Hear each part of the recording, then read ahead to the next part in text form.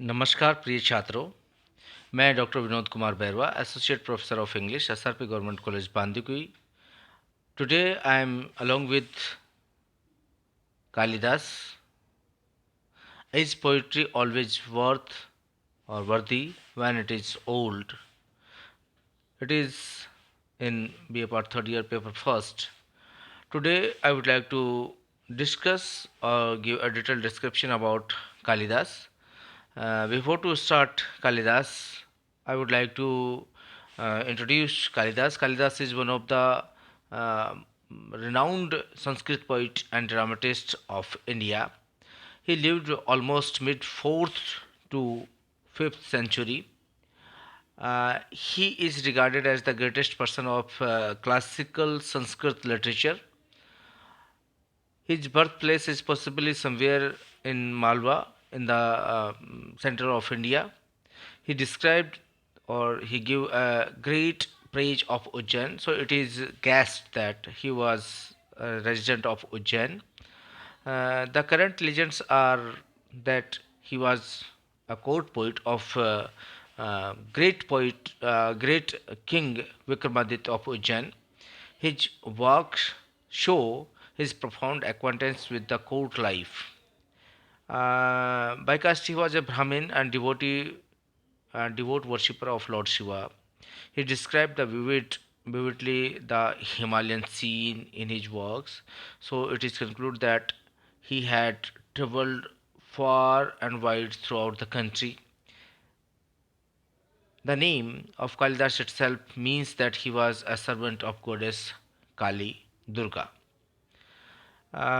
इसके अलावा भी अगर हम बात करें तो कालिदास एक महान कवि के रूप में संस्कृत के प्रफाउंड और से कि बहुत ही ग्रेट पोइट के रूप में जाने जाते हैं, विख्यात पोइट हैं. और इनका जो बेहतरीन प्ले है दैट इज अभिज्ञान शाकुंतलम, तो Kalidas achieved so much profoundly and elegance that they have never been surpassed. Kalidas most famous play is Abhigyan Sakuntalam. It is a drama composed in the form of poetry. This drama describes the romantic love and adversity of the maiden Sakuntala, who was the who was married with King Dushyanta. The king under the marriage, or to say, the king under a magic effect, forget his bride, and when the ring was given to him, to her, given him to her, discovered in the body of a fish, and is given to him, he remember her. So it is a wonderful play about the to say अभाव और एक प्रेम के बीच का एक बहुत ही शानदार play है. Abhijnana Shakuntalam has been stage in various countries of Europe several times. Poet Kalidas के जो और वर्क्स की अगर हम बात करें तो कालिदास का विक्रम शौर्य है, मालविका अग्निमित्र है, रघुवंश है, मेघदूत है एंड कुमार संभव है. इस तरीके से जो इसके बहुत इम्पोर्टेंट प्लेज की अगर हम बात करें तो ये एक ऐसे कवि हैं जो इंडियन एंशंट इंडिया के अंदर बहुत ही डोमिनेंट पोइट के रूप में रहे. और इनका जैसा कि मैंने बताया कि 450 ईस्वी से लेकर के ऑलमोस्ट 500 पाँचवीं शताब्दी के बीच में ये रहे. और जो इनका संस्कृत के तो no doubt he is an excellent and उत्कृष्ट पोइट के रूप में इनको जाना जाना जाता है.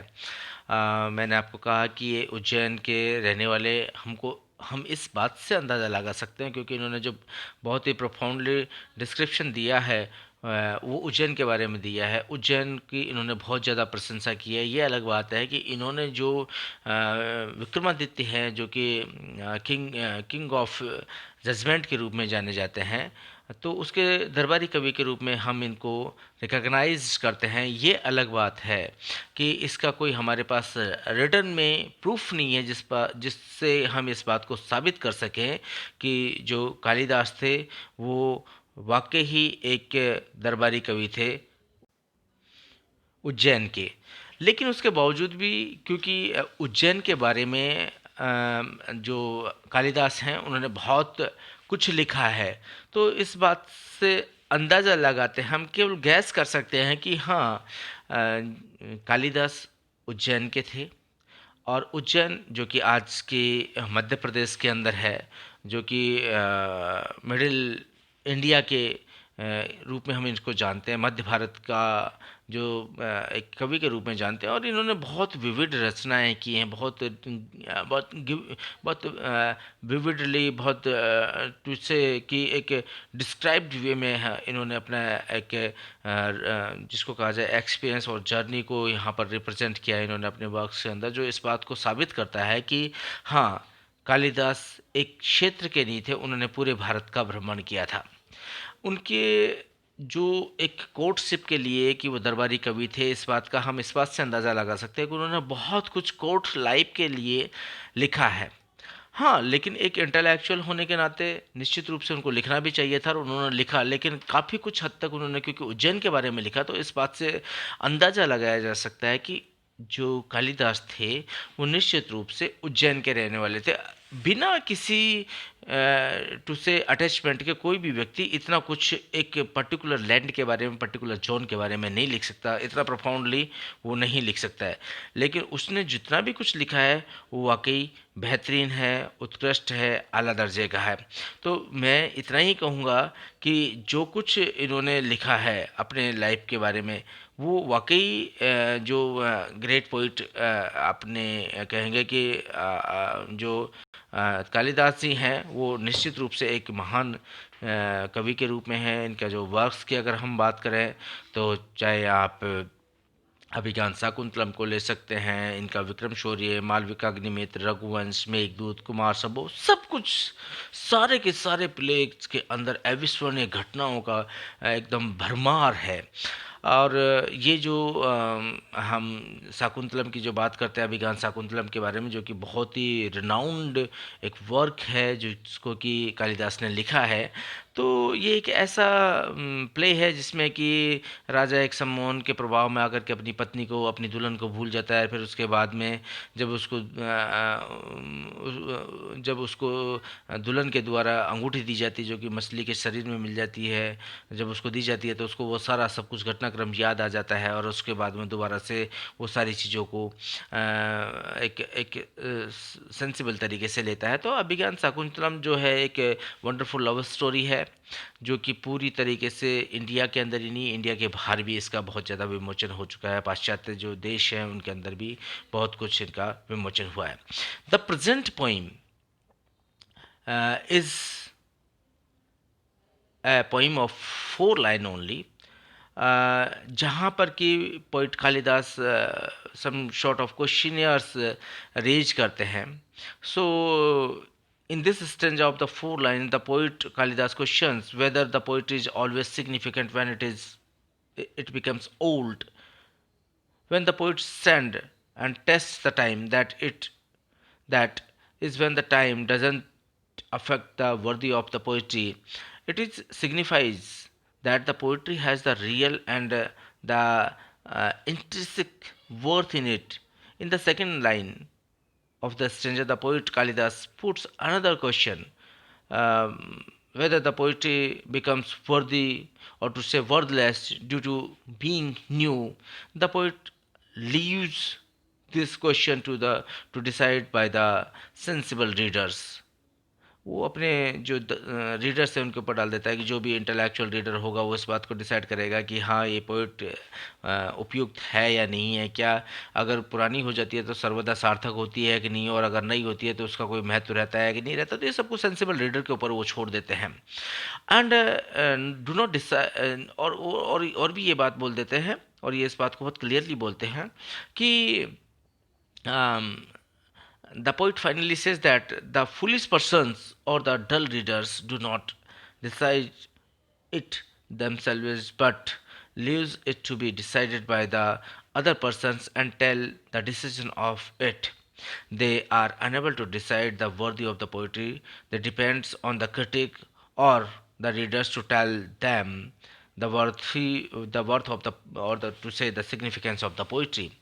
जब ये मैंने जैसा आपको कहा कि ये जो कविता है वो कि 4 लाइन की है, तो 4 लाइन के अंदर ये कविता की सार्थकता के बारे में जो पोइट कालिदास हैं वो बात करते हैं कि जब कविता पुरानी हो जाती है तो क्या वो सर्वदा सार्थक होती है। जब कविता का समय परीक्षण के समय सफल हो जाती है, अर्थात जब कविता और टू से कि जब समय होता है तो क्या उसका महत्व कम ज़्यादा होता है, क्या समय ज़्यादा होता है वो बहुत ज़्यादा प्रभावी बन जाती है, जब समय कम होता है तो क्या वो कम प्रभावी होती है। अर्थात अपन इसका अर्थ इस रूप में लगा सकते हैं कि कविता की वास्तविकता तथा उसकी आंतरिक योग्यता होती है। इसकी जो सेकंड लाइन में पोइट बात करता है, जिसमें एक दूसरा क्वेश्चन वो रेज करता है कि जब कविता न्यू होती है तो क्या उसका यूजलेस होती है, वेस्ट होती है, क्या उसका कोई महत्व नहीं होता, क्या उसकी निरर्थकता हो जाती है। इस प्रश्न का उत्तर वो एक समझदार पाठक के रूप में निर्णय के लिए छोड़ देता है और बोलता है कि ये सत्य है अथवा नहीं। ये एक सेंसिबल व्यक्ति को अपने रूप में डिसाइड करना होगा कि वेदर इट इज़ गुड और नॉट। और फिर उसके बाद में अंतिम रूप में जब कवि के लिए बोलता है कि एक मूर्ख व्यक्ति या मंद व्यक्ति वाले जो पाठक होते हैं वो स्वयं निर्णय तो खुद कर नहीं पाते हैं, बल्कि अन्य व्यक्तियों को द्वारा जो निर्णय लिए जाते हैं उसके ऊपर वो बतलाने के लिए छोड़ देते हैं। वे कविता के महत्व का निर्णय करने के लिए अयोग्य होते हैं और कविता का महत्व जो है उसकी सार्थकता को बताने के लिए वे आलोचकों तथा अन्य पाठकों पर निर्भर रहते हैं। तो नो डाउट जो ये कविता है, ये जो पोइम है, it is a wonderful expression. So look at the first line, is poetry वर्दी वैन इट इज ओल्ड।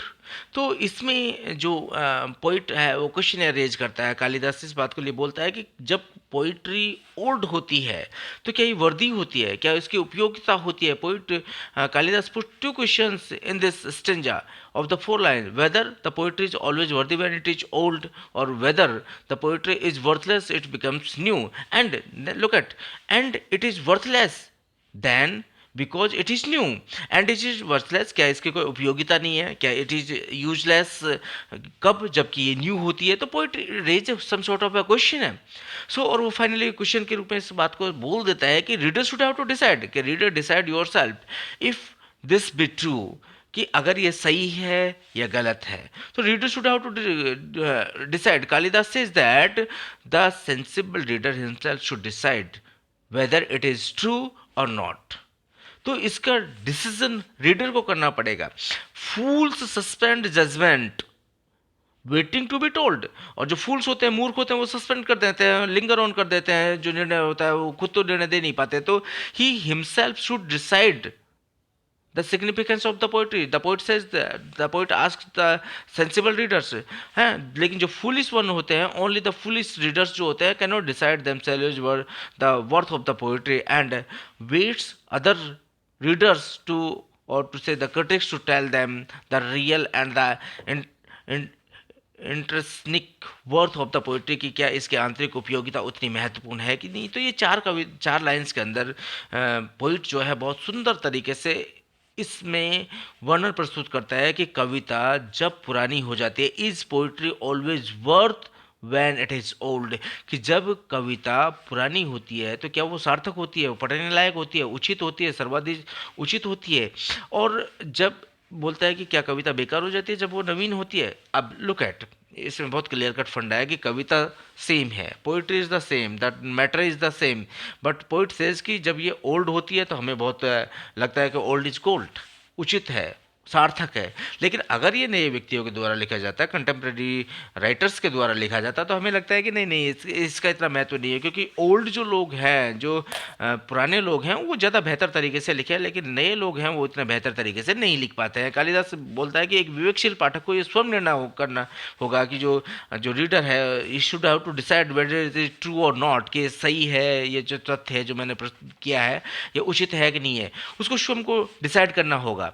और स्वयं काव्य के महत्व का निर्णय करना चाहिए उसको। केवल मूर्ख व्यक्ति जो होते हैं ना, वही निर्णय नहीं कर पाते। जो फुलिश लोग होते हैं वो सस्पेंड कर देते हैं जजमेंट को, उस समय पर वो अपना डिसीजन नहीं दे पाते और वो केवल पाठकों और आलोचकों की प्रतीक्षा करते हैं कि वो काव्य के बारे में अपने क्या व्यूज देते हैं, कि वास्तविक और आंतरिक योग्यता उनको जो बतलाने के लिए जो भी जो क्रिटिक्स हैं, जो राइटर्स हैं, जो कुछ है उन्होंने जो कुछ दिया है तो वो केवल उसी के बारे में डिस्कस करना चाहते हैं, वो अपनी तरफ से कुछ भी ऐड नहीं करना चाहते हैं।